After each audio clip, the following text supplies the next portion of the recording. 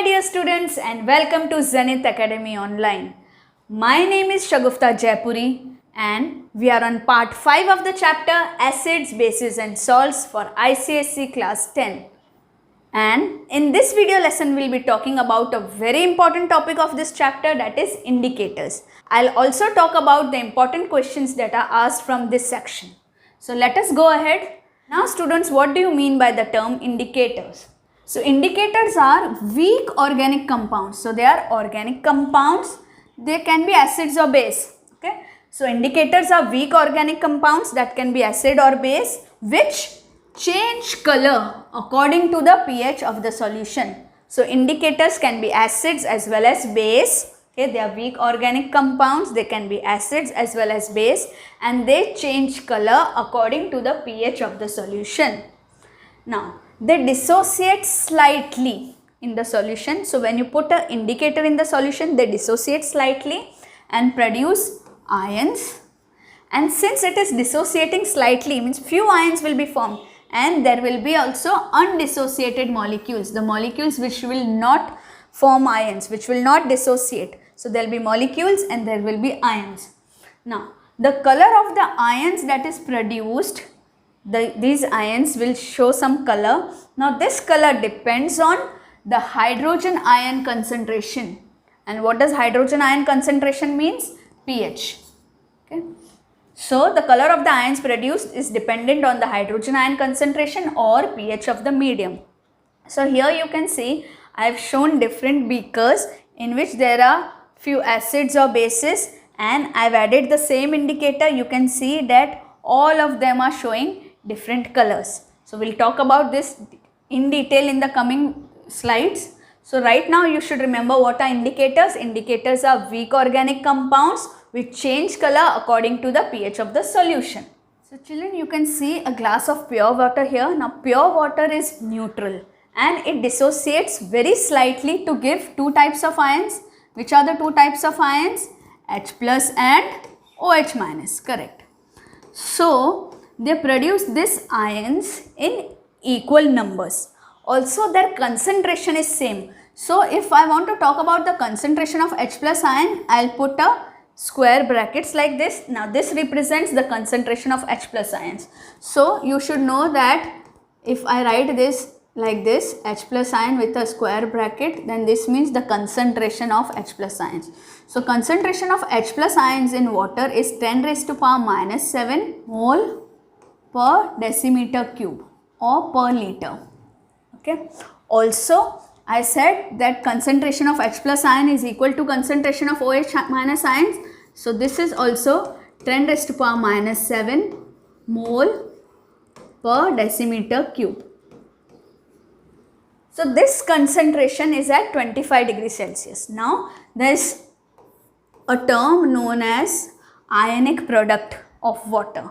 So this is ionic product of water. So ionic product of water will be the concentration of H plus into the concentration of OH minus. So what is the concentration of H plus? 10 raised to power minus 7. And what is the concentration of OH minus? This is also 10 raised to power minus 7. So the ionic product becomes 10 raised to power minus 14. Now you should also know what is pH. Okay, this is what ionic product. Ionic product of water.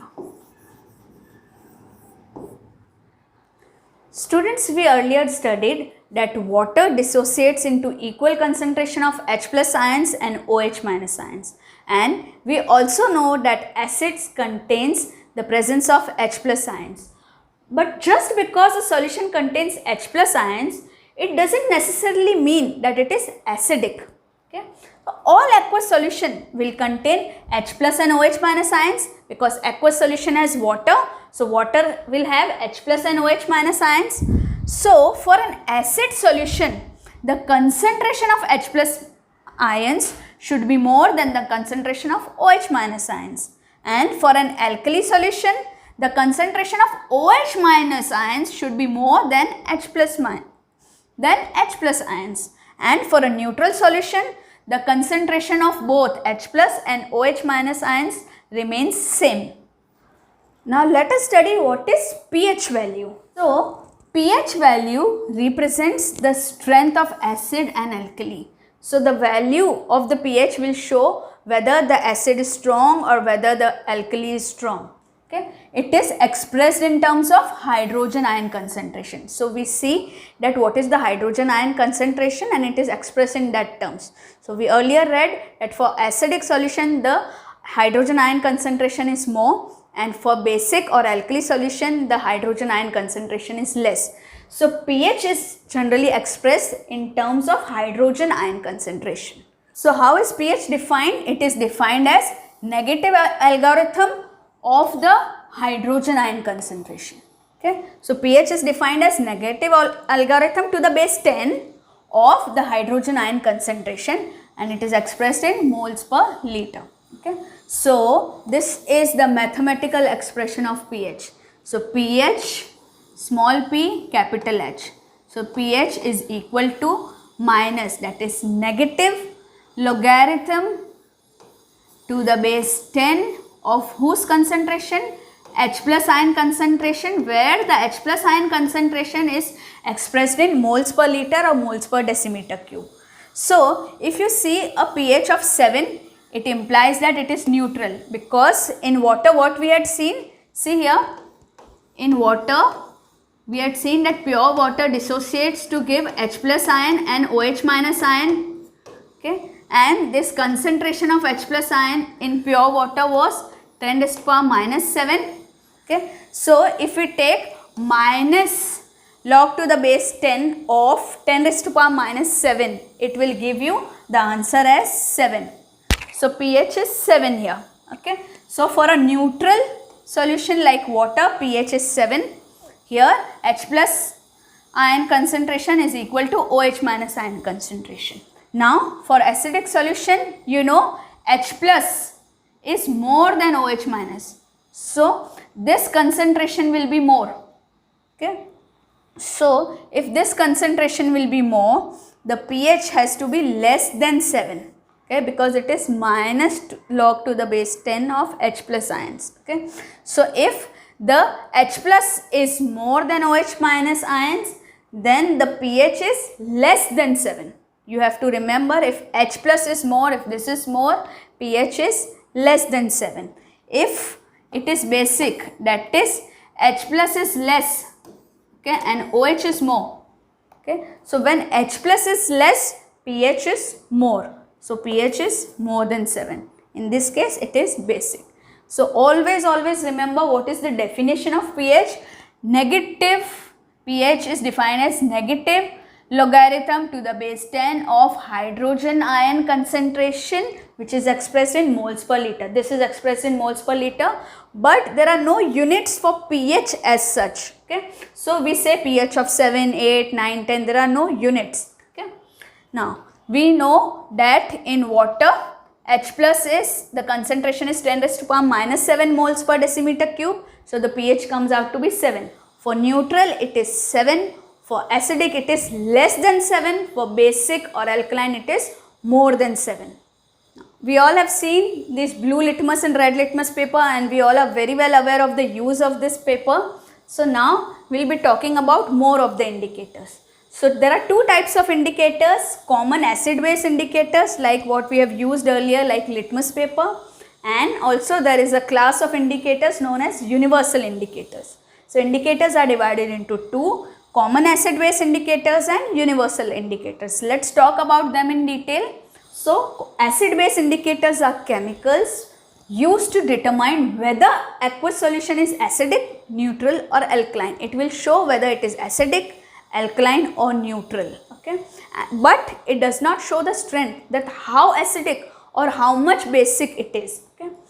Now, so acid-base indicators are chemicals used to determine whether an aqueous solution is acidic, neutral or alkaline. This is the definition. Now, because acidity and alkalinity relate to pH, okay, we have already studied that neutral has pH 7, acidic has pH less than 7, and basis or alkaline has pH more than 7.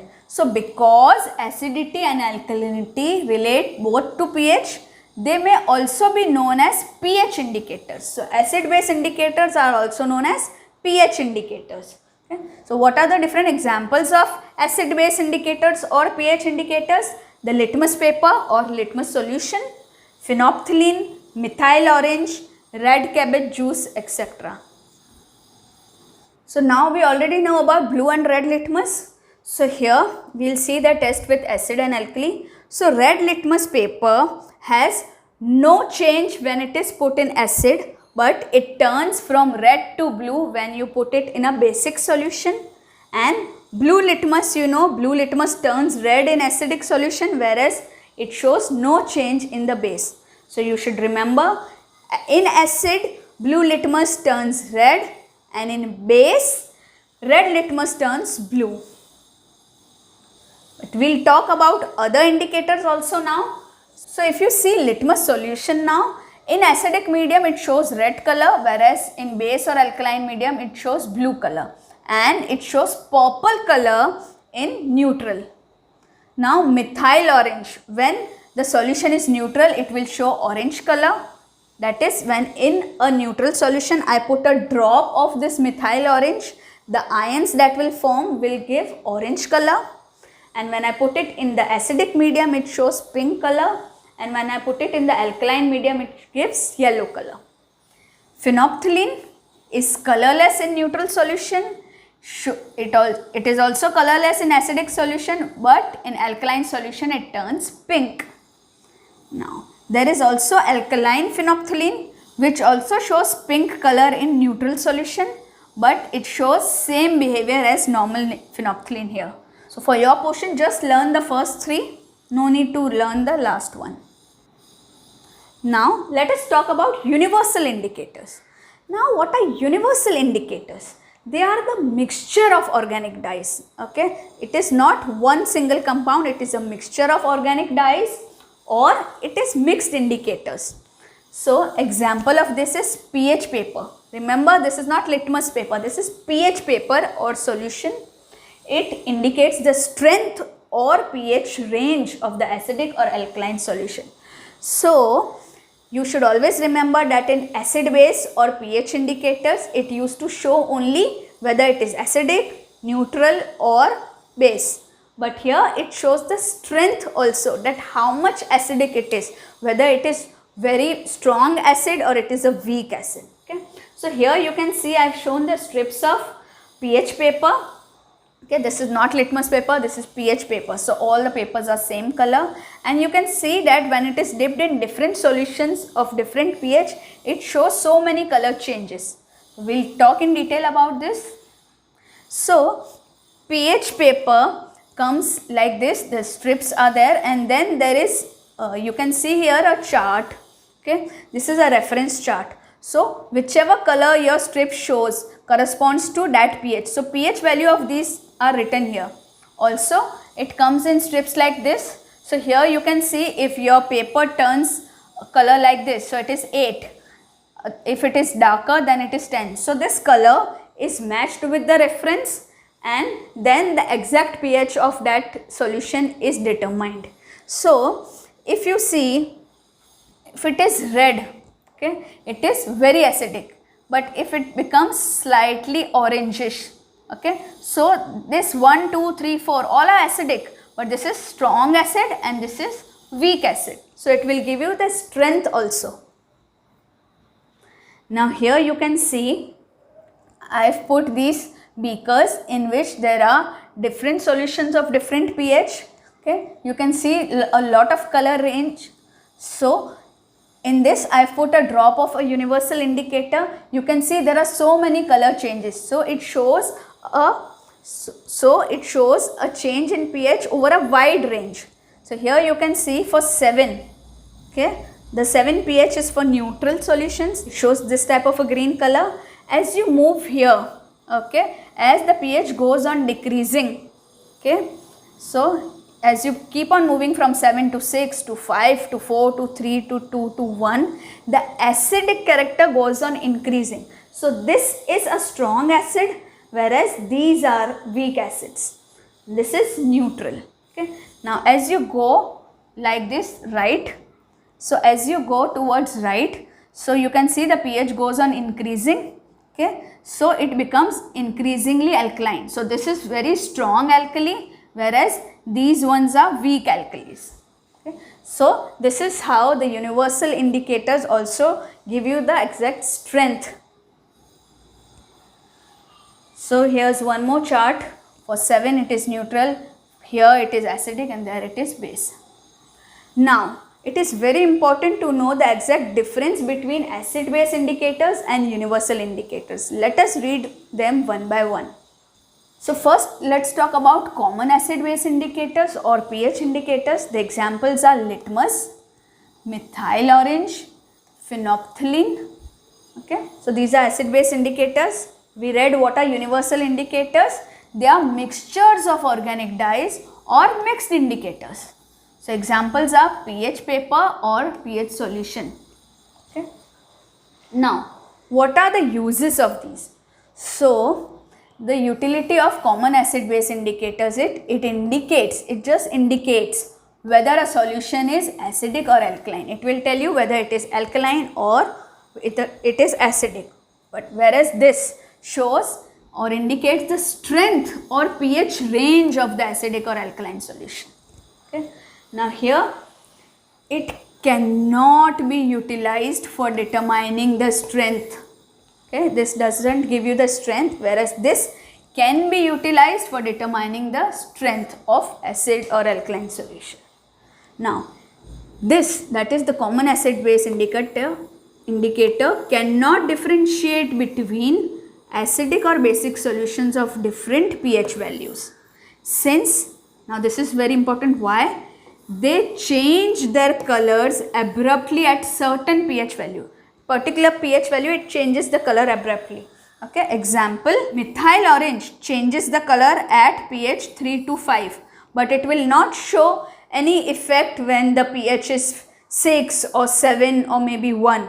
Okay, so it shows a color change only in this small range, whereas this universal indicator can differentiate between acidic or basic solutions of different pH values by giving different colors with different pH values.